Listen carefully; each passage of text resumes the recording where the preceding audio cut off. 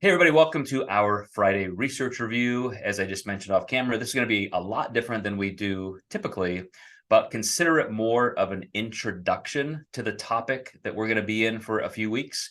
And with one of our coaches I was talking to when I announced this topic, she said, "Wow, I love this kind of behavioral stuff. It's great." And I mentioned, well, in our research review library, which is approaching 90 workshops like this, about half are behavioral, and so many are just intricately unique but connected to how we make decisions, how we behave, the conclusions we come to, things like willpower, a lot that we're going to see today. It's hard to almost separate all of those things as individual units, although we do, to discuss them, as deeply as we can.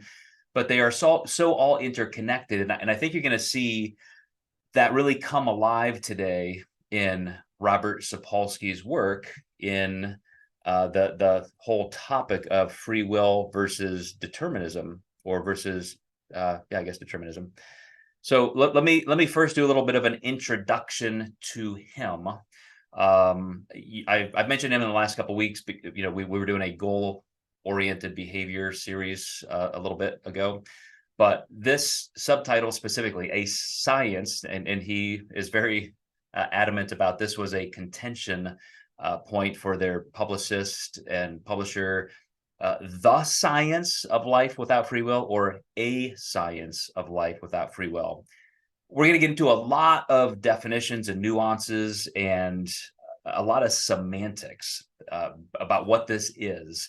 So don't get too hung up on saying I agree or disagree with any premise point. Obviously, at first glance, if I were to take a poll, I could poll all 8 billion people on the planet and say, do you think you have free will, or is there such a thing as determinism? I guarantee 99.9% of people would say, I have free will, because we feel like we have free will. I have decisions. I make decisions every minute of every day. So it's not that we're really going to talk about. It's how those things are layered in our behavior, in our decision-making processes. And a lot of that you're going to see come to life through Sapolsky's own words here. But if you have not heard of this guy, first of all, he has a degree in biological anthropology from Harvard, PhD in neuroendocrinology, every single kind of award you can win, from the MacArthur Genius Award, MacArthur Fellowship, Alfred P. Sloan Fellowship, on down. I mean, just his work. Matter of fact, most college professors, and he, of course, worked at the Stanford Medical School, they have one department. They do one thing. He has joint appointments in the departments of biology, neurology, neurological sciences, and neurosurgery. He spent 33 consecutive summers in Africa studying the same baboon troop. He is obviously involved and credited for a lot of research. Specifically, his work has been because he's a neuroendocrinologist and a primatologist, in the biology of stress, how that expresses itself in nature, in humans and other primates, but just generally the biology of behavior. And this is why he's involved in the medical school, neuronal degeneration, how we can protect neurons from degradation. So a lot of his work is, trying to find cures or prevent things like Alzheimer's and all of that. But here's what's interesting, and this is why I align so well with Dr. Sapolsky. He is a biologist first, and in any of the debates between free will and determinism, usually there's one central person who happens to be rooted in the biological sciences having to fend off philosophers, because free will and behavior just nosedives directly into things like crime, punishment, reward, meritocracy, things like that. Because if we could just blanketly say we all are equal, we all have the same potential, we all have the same neural equipment, And yet we just make decisions and we behave and perform completely to our credit, good or bad. Then we have the perfect system, right? We punish criminals, we reward good people. Not that simple, especially when you look at the biology. And I mentioned that Dr. Sapolsky himself in one of the that was the whole presentation, by the way. I just showed you that's how much we're going to dive into his actual book. I mentioned that Dr. Sapolsky in one interview was literally debating a philosopher, a professor of philosophy who had written 8 books on free will. And Sapolsky destroyed that guy with one sentence. I mean, opening statements. And then when they got to interact, Sapolsky interjected one question, and this guy just stood deer in headlights and had no idea what to say. I mean, that literally ended the debate because you cannot ignore biology when it comes to how we express our behavior. It's not just, what we think or what we call our mind, etc. So anyway, let me jump into some of this. I will eventually put some of this into the PowerPoint as we move along, but I did not want to fill an entire PowerPoint with his quotes because you see already whenever I do that, it just gets long and clunky. So I'm going to bounce around a little bit topically through some of the things that he writes here. But first of all, what do I mean by free will? People define free will differently. Many focus on agency, whether a person can control their actions, act with intent. Other definitions concern whether or when behavior occurs, the person knows that there are alternatives available. Others are less concerned with what you do than vetoing what you want to do. So here's my take. And then he goes on to describe the fact that free will is, as I mentioned in my post today, a collection of things that happen just one layer at a time. So, for example, there have been studies that show if you are hungry. Matter of fact, I'm going to read one of the final studies here that you put a bowl of M&Ms in front of somebody. I mentioned this in the last couple of weeks in our research reviews. And you add stress to that person, you put them in a context where they didn't have enough sleep, you do this, you do that, it 100% changes their behavior. So right off the bat, we know that we have the ability to change our behavior, but it's also based on things that we may not control. So we're going to get into some of the nuts and bolts of all of those aspects in some of the layers there. But what do I mean by determinism? It's virtually required to start any topic with Pierre-Simon Laplace, an 18th century philosopher. He was actually a polymath because he was also a mathematician, physicist, engineer, astronomer, blah, blah, blah. And they talked about his theory that if every particle in the universe was the same, like you could reproduce that. Here I am standing in front of a microphone, and in some alternative universe, you put my exact body, my exact microphone, all of you guys standing here doing this, and we just replicated that it would go the exact same way. There would never be any differentiation. And I don't know where you would come down on that, because does that mean that I could, in a parallel universe, make a different decision? Maybe it depends on how other things around me are going. But let me get into this particular guy and the research that is really at the center of this. So a researcher, I believe it was in the 80s, Benjamin Libet, a neuroscientist at the University of California, San Francisco, in 1983, published a study so provocative that at least one philosopher refers to as infamous. And what he started doing was he started a study before we even had functional MRIs, where even with just some rudimentary mechanical measuring metrics, he was able to show that before you make a decision to do something, as you think you're making this decision, your brain already knows you made that decision. Meaning that parts of the brain, the neocortex and so forth, or even the motor cortex, are already showing that it happened before you can report that it happened.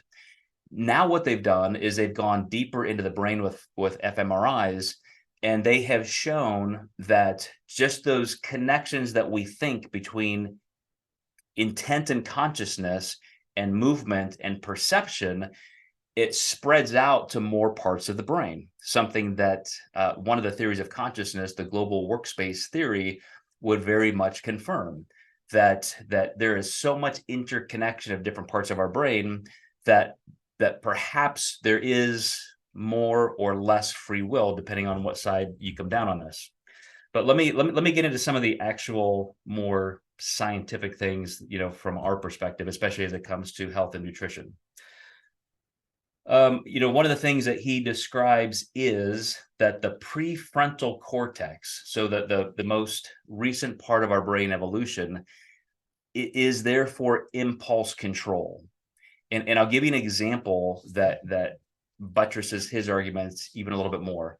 We know when somebody is highly emotional, you are angry or sad or some other expressive parts of your limbic system, your brain actually shuts down the prefrontal cortex. There is less activity or no activity. Blood is shunted away from that. And therefore, especially marriage and family therapists, counselors, psychologists, they would all say, never make a decision when your brain is like that. Dr. John Gottman, one of the top psychologists of our time, calls that emotional flooding. And he even recommends to people, you got to go somewhere, whatever context you are in, go somewhere else for at least 30 minutes, shut down that stimulus, and then recollect your thoughts. Because biologically, your brain simply isn't working the same. You will not come to the same conclusions. In that state, consider that you did something that you may regret forever, some kind of a crime or words you may say to somebody. And then, how many times have you heard, oh my gosh, I wasn't in my right mind, or I wasn't in the place to make that decision. Now I regret it. Does that mean that we have free will? Does that mean we should be held responsible for that? So just one more piece of context there for that prefrontal cortex, because later on, when he gets to a chapter on actual willpower and grit and so forth, he talks about the insular cortex, which controls disgust and things like that, and the dorsolateral prefrontal cortex, which is one of the most concentrated deposits of neurons in our prefrontal cortex. That is where we ultimately make the most decisive, most impactful decisions. Something that you're really debating hard about. Should I do this? Should I do that? I'm so torn. Maybe there's a moral angle to this. And the dorsolateral prefrontal cortex is the part of your brain where we make that decision. Guess what? 75% of people on death row have damage to that area of the prefrontal cortex. Maybe from a fall, maybe from a concussion, playing football, who knows? But that is where impulse control resides. That is where ultimate impulse control resides. In part of your brain organically, not your quote mind, not your will, but in your brain. Damage that part of your brain, you cannot make the same kind of impulse control decisions.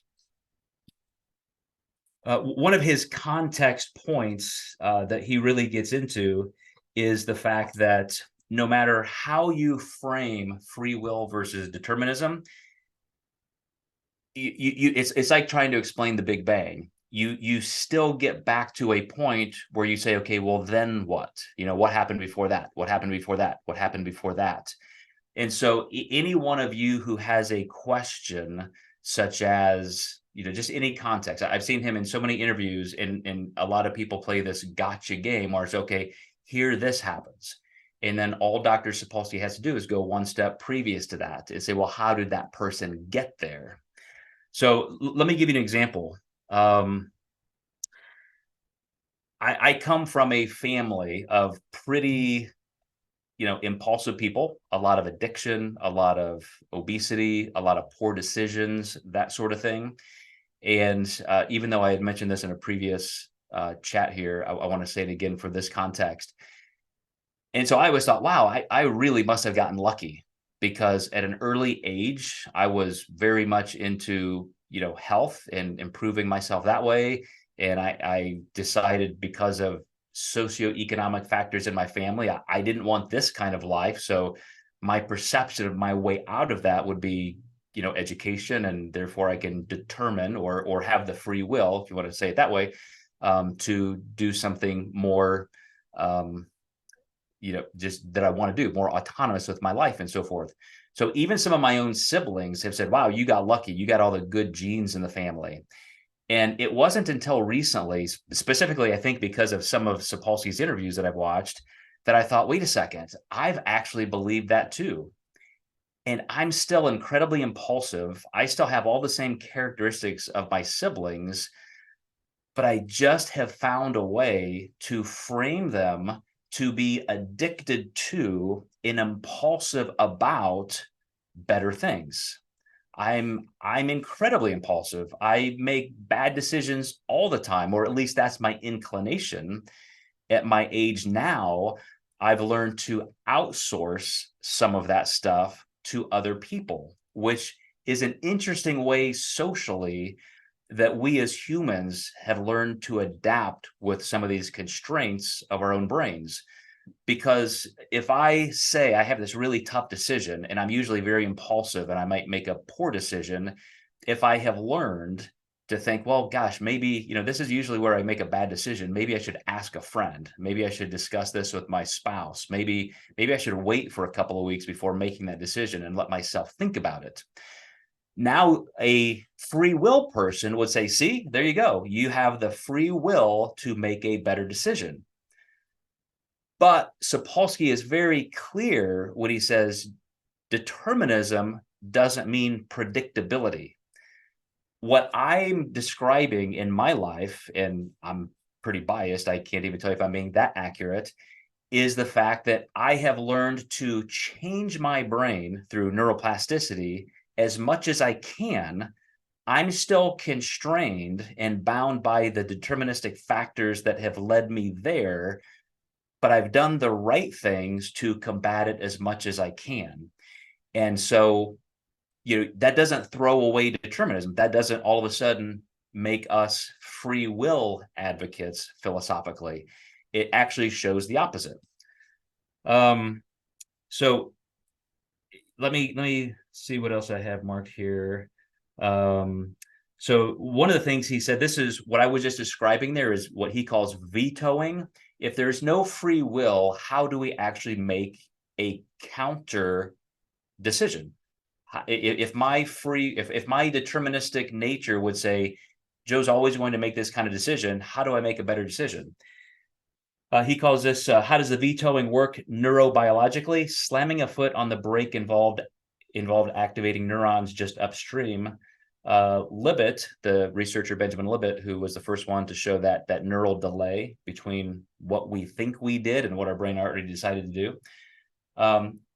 It got into the debate, or a new field called the conscious sense of intent. So inside the brain, you have all of these thoughts, all of these opportunities or options that you could choose from, and you are sifting through that. But how you typically make those decisions, we know are deeply carved out tracks in our neurobiology. So again, you can kind of tweak that, and you can veto that. You can make a counter decision. But remember what I said about Sapolsky saying that it's always one step back.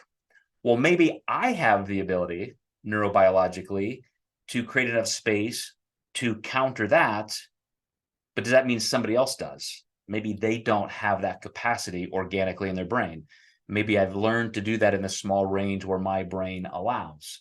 And that, again, that would determine that even though I've made that forward progress in my own behavioral life, I have the capacity biologically to do that. Then he says this, okay, let's say that's okay. Like we agree on that. And he would call that compatibilism. There's a whole other field of people kind of in between these two divides. And he would say, okay, now add alcohol to that situation and let's see how good you are at it. Let's add sleep deprivation. Let's add generational poverty. Let's add your environmental conditioning, that you were beaten as a child, or this or that. And now all of a sudden you see even people with the same neural equipment or the neural capacity you had prior, and then you go through this environmental thing, that changes you. Now you deterministically still, don't have the exact same capacity to make those decisions. I'm gonna give you an example too of predictability and what I'm going to call these ranges in between. We just had a citywide election in Evansville, Indiana. So, it wasn't our congressional people, Senate, that kind of thing, that this is an off-year election. And the mayor and all the city council people, it was a Democrat Party sweep, which is pretty unlikely in our conservative city. Just a blue wave. The entire city is now Democratic. There is one council member who was unopposed. And that's the only Republican now left in our city. And a client of mine is the former city council president, and he is part of the Democrat Party. And he was like angry, like, why didn't somebody get somebody in that race? Like anybody would have won. And I said, I agree. Like you could have put the name Jeffrey Dahmer with a capital D for Democrat, and he would have won, because this race was completely determined.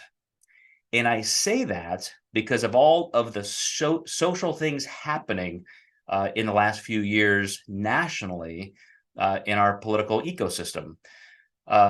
Whichever side you're on, and full disclosure, I'm not a Republican, I'm not a Democrat, I'm an independent.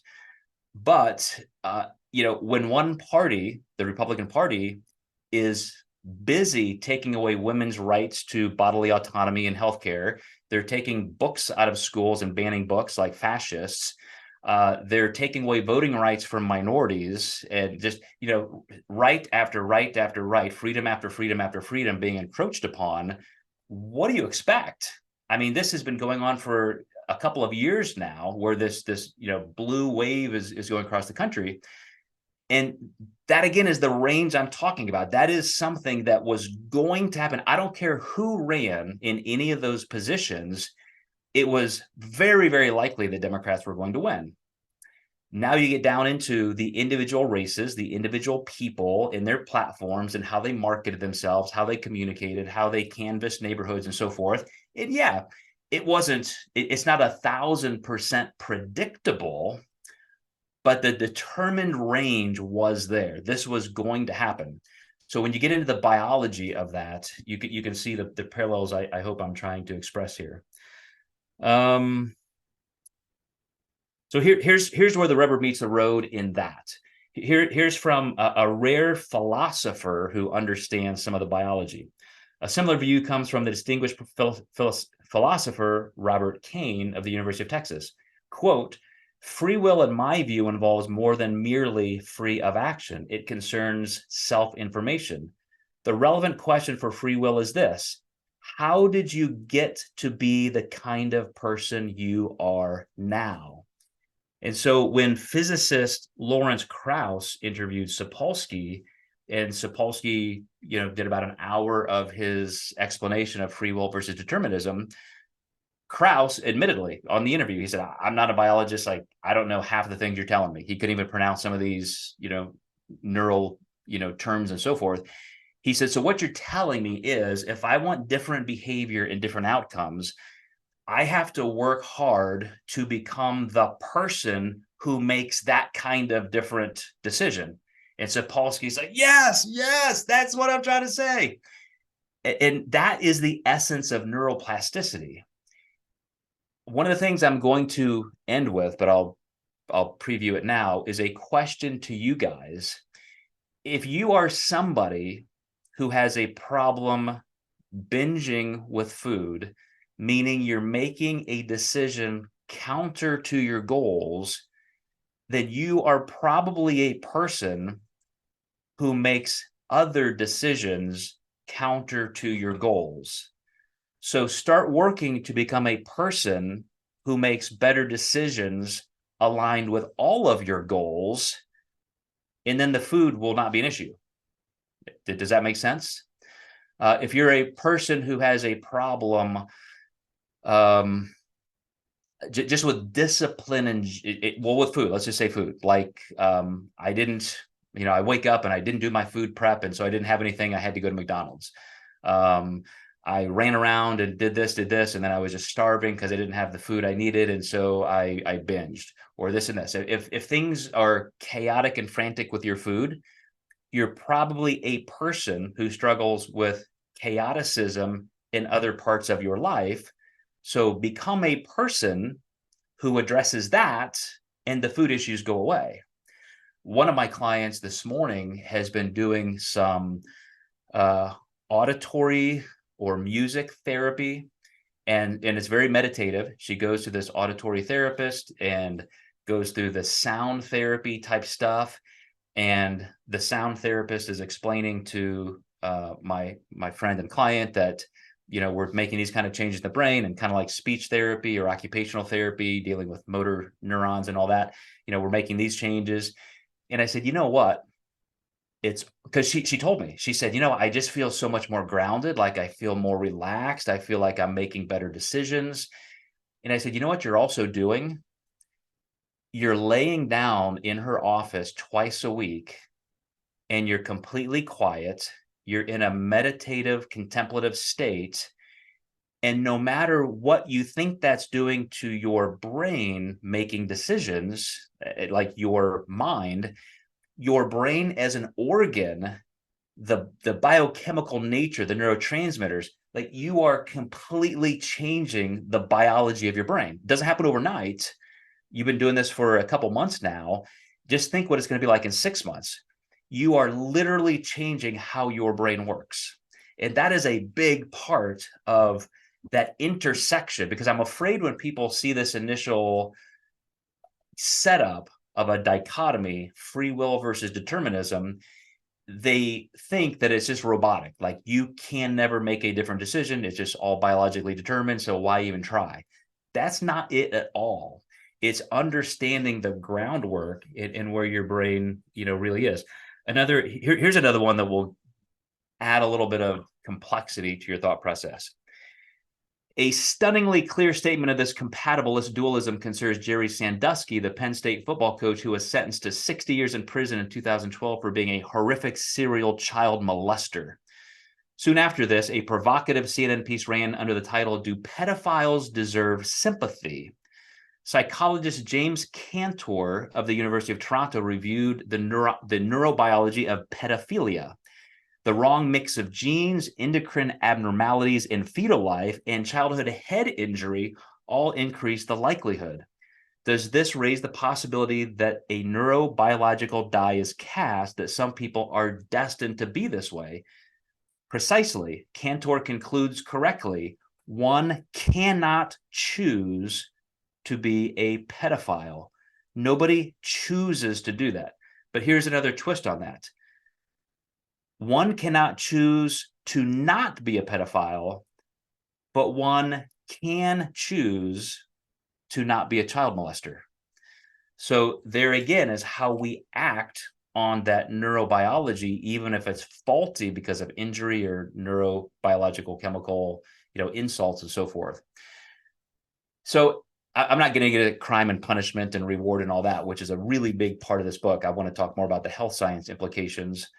But to that end, Sapolsky would agree that those things are so prone to carry out their biological tracks. That, whatever channels are there, like he mentioned about Sandusky, 100 out of 100 people are going to be in that groove somewhere. It reminds me of when we first learned that certain brain typing, tests can be done. a researcher who studies, a neuroscientist who studies serial killers, he started seeing these patterns both with MRIs as well as even cadaver brains of serial killers. And in a certain part, I think it was of the parietal lobe, he just noticed like, wow, there's always this signature. They are completely divergent from normal brains, and they all fit this pattern. Everybody who has this brain type, they are serial killers. And then guess what? He did an MRI on his own brain, and he had that brain type. He's not a serial killer. He's a guy who studies serial killers. So he's still in that groove. He's still in that track.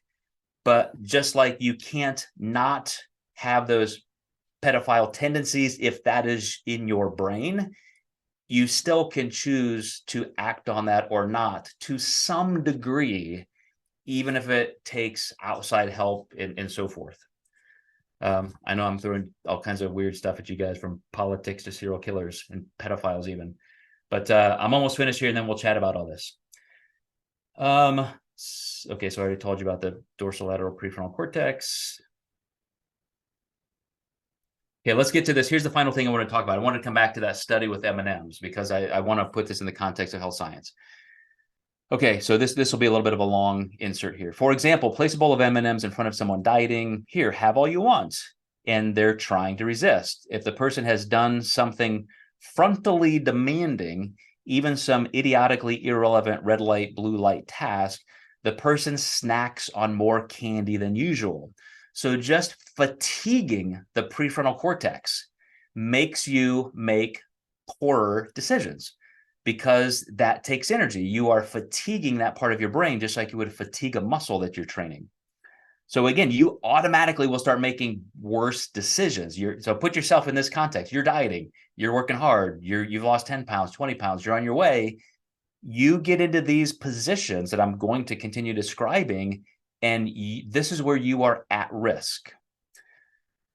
In the words of the charming title of the paper on the subject, deplete us not into temptation. Same thing in reverse. Deplete frontal cortex reserve by sitting for 15 minutes, resisting those M&Ms, and afterwards you'll be lousy at the red light, blue light task. So even vice versa. Prefrontal cortex function and self-regulation go down the tubes if you're terrified or in pain. The prefrontal cortex using up energy dealing with stress. Recall the Macbeth effect, where reflecting on something unethical you did once impairs the frontal cognition.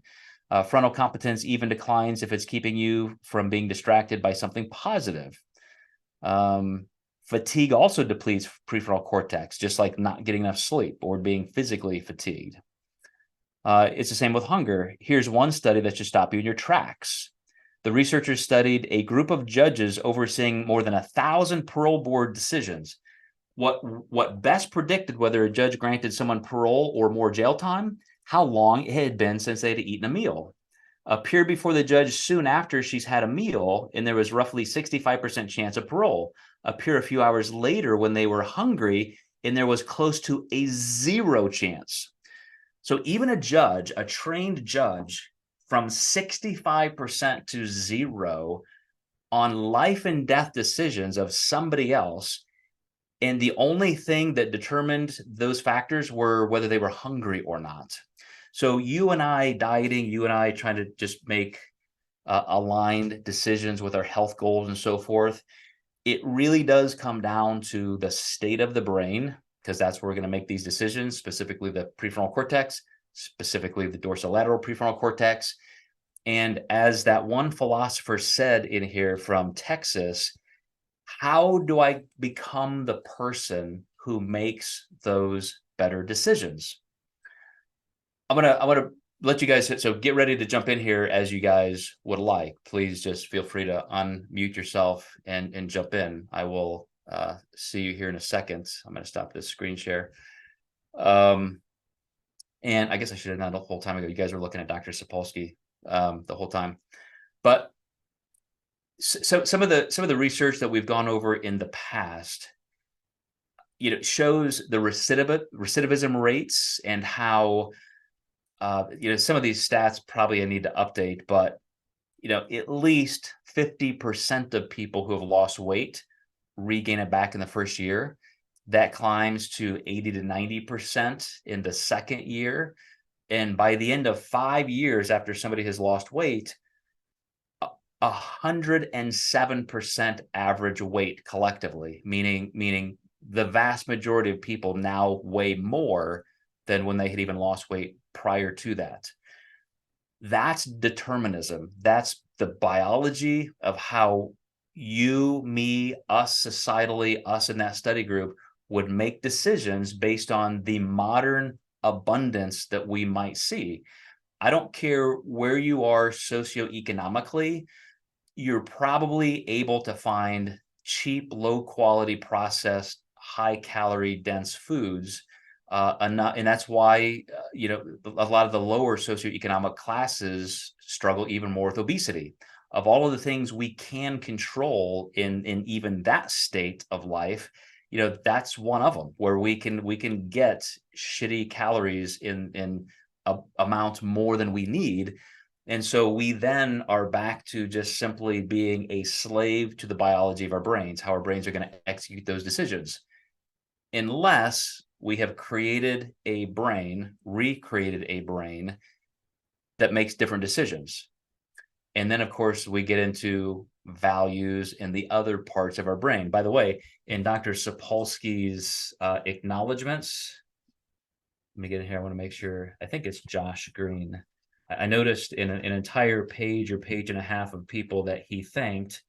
One of them was Dr. Green from the moral department of the moral psychology department at Harvard, where we did an entire series on his work of values and how the best predictor of decisions we make when faced with, are we going to do what we intend to do or not? Or are we going to make decisions aligned with the values we say we have?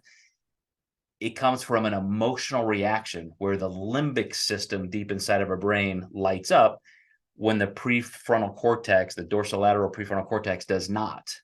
So if you want to be somebody who makes the best decisions more frequently, it's part of rewiring your brain so that it's no longer even a contemplative point of decision.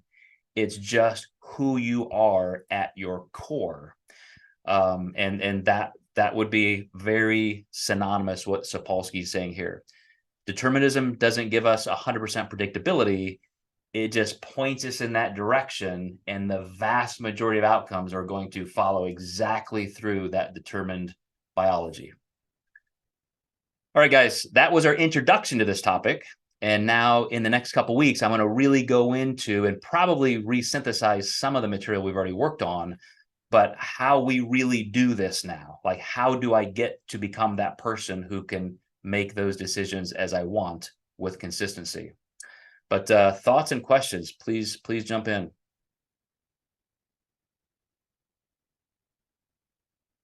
Amy. So fascinating. I think the brain is truly so immensely fascinating. But something I always think about with these types of decisions is how much you were talking about people who are very proactive or very organized in their life. It's because I think, when you teach your brain, that there is consistency in these things, it allows you to have more actual freedom to have space to think of other things. If your brain is filled with chaos of like, I don't know what I'm going to eat today all day long, it's really easy then to just focus on that and like not focus on so much else that could be going on in your life, like relationships or work or whatever. Whereas when you have those things that your brain just knows to expect, like it frees you up. That's why I think with like meditation, like these things that allow you to actually access the capability of your brain are so fascinating. And I think that as much as we have created so much amazing technology and amazing things in the last, several hundred years, we've also lost that ability to like allow people to be truly brilliant in their own right, because we don't give even children time to really sit with themselves and think as much as we used to. And I do think that eventually that we'll start to see the repercussions of that in our abilities to kind of problem solve on a level that does not allow us to rely on technology or other things that we've come to rely on so heavily. The thing I love about what you just said is when you think of past people, Newton, Einstein, etc., they had time. They had nothing but time. They had time to be with their own thoughts. They had time to be within their work in an uninterrupted way. And so there will be more people like that who emerge, who use technologies like this to make their work even better. The rest of us will just become little pedantic slaves to this, and we'll never do anything. We'll just go to our graves as ADD little munchkins who never did anything because we couldn't control our impulses to just stop watching TikTok videos for 8 hours a day. But you also have to go back to the foundation of, personality types and some of these traits we're describing. They are 100% genetic. I have 4 kids. Anybody here who has more than one child, you know how unbelievably different your children are from each other, and yet how you can trace exact traits through your entire family tree that your kids have because of those genetics. I mean, DNA is passed on. That's what DNA does. And so the people who are organized, like you said, naturally, Amy, and they just have their lives together, and they just show that kind of discipline, yeah, they become great engineers and physicists and even bodybuilders because they can diet to 3% body fat and never even bat an eye. It doesn't even bother them because they're so aligned with, I don't want to say the monotony, but the routine, the pattern. They get the reward, like the Stanford marshmallow study. Like, that's just not a bother to them. It's their nature. Other people who struggle with that mightily, they're never going to have the advantages that those people have genetically. They just don't, but they can grind and work against the flow, and they can get to a much better place. And that's where the meritocracy and the punitive things versus the rewards, it's like, do you really do that to these people? Like, when they have such physical genetic advantages or disadvantages, do you treat them as equal? It's going to be a huge change, I think, over the next 100 years. Who else has some thoughts here? Kevin, did you want to jump in with anything?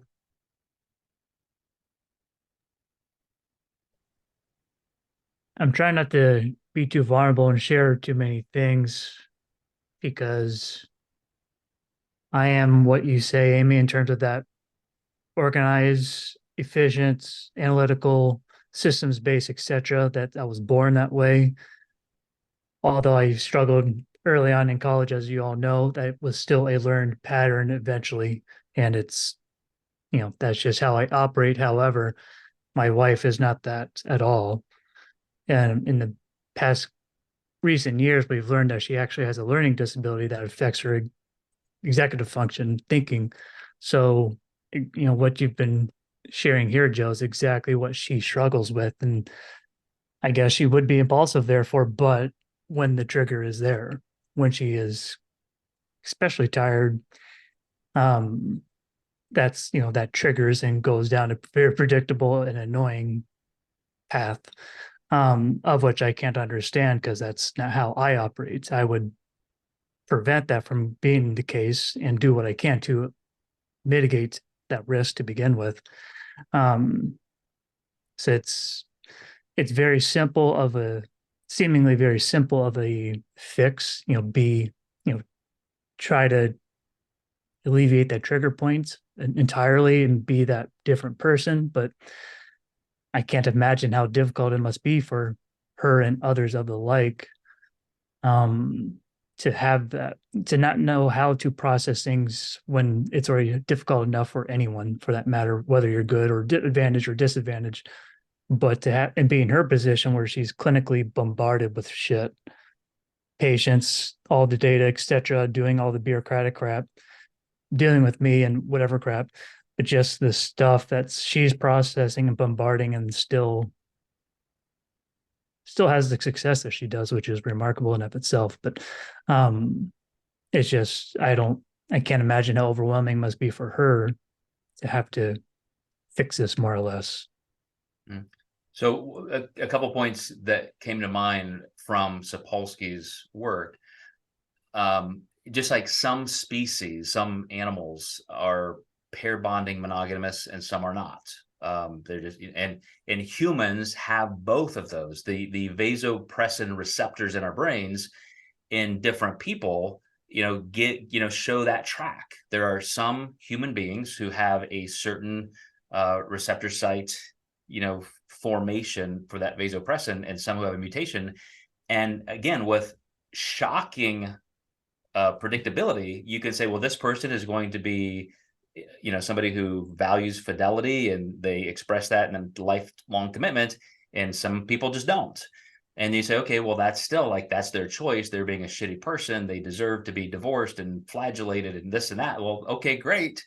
But they also have that gene that says, do that, seek novelty for genetic, reproductive, evolutionary reasons. That's programmed in their brain. Like somebody with a gambling addiction, or like somebody, as we're describing, is like, okay, we don't like that behavior. If you and your partner have agreed that that's not right, then we need to figure out a way to make sure that doesn't happen like that. Doesn't change that they have those genetics. And so many other things. So like you describing a learning disability, imagine you being here's an example he gave in the book. Let's say you have two runners at a starting line for a race, and you give a person a 20-foot head start. Is that fair? They're going to get a head start, and whoever wins gets $1 million, but that person gets a head start. Is that fair? Okay. What if it's a marathon? Probably not going to matter. If the other person's a better runner, it's just not going to matter. That head start, who cares? Give them a 100-yard head start. So it depends to the degree and to what we're describing, because we moralistically, attribute certain values to things, weights in terms of, whether it's decent or not, or deserves this kind of punishment or this kind of punishment. And so when it comes down to our health, I think this whole movement toward more intuitive eating or non-intentional weight loss, where you're focusing on habits and behavior change first and don't worry about being so precise, I think that's a perfectly fine method for people who need that work. As I described earlier, if you're the person who struggles with this, then you may be struggling with it in other areas of your life. Work on that first, and then that'll fix all of the things. But then macronutrient tracking, flexible dieting, learning something about the physiology of food, that's still a good tool. It may complement that kind of work, and maybe a person who does the other then will more usefully be able to use these tools, but you still need both. And so, to your point, I just think you have to give a lot of compassion to yourself and hopefully non-judgment to other people to say, okay, this obviously isn't easy for me, and now we can understand that maybe there's a myriad of genetic traits why. So that information may be useful in understanding it, but then we still have to figure out how to get to the point where we are living the life we really want. So great thoughts, guys. Anybody else have any questions? Because I know this is not an easy topic by any means. It's causing quite a firestorm in the scientific community. Charles, please. Yeah, I think there's some great comments made, and sorry if there's background noise. I'm obviously in a public place here, but wanted to jump on the call. I also, everything you're talking about, also think of, if you're using sort of the marathon and running as a comparison, but just in sort of sports in general, I think of a person who may have a natural gift for something, whether it's running, whether it's shooting a basketball, whatever it is. They may have a natural gift, and then you may have someone that really doesn't have that inclination at all. However, you see circumstances where the person with the natural gift or inclination for something, they don't have the grit and the resilience to take that potential and do anything with it. And then you have the person who maybe isn't as talented, but they have the discipline, they have grit, and they work on building those skills each and every day. And they're able to, in many cases, exceed the maybe the skill set in some cases, but at least be able to go further than someone with the natural talent. And so in my mind, I'm thinking, based off everything you're saying, that someone could be the person who can not be tempted or not have impulses for certain things.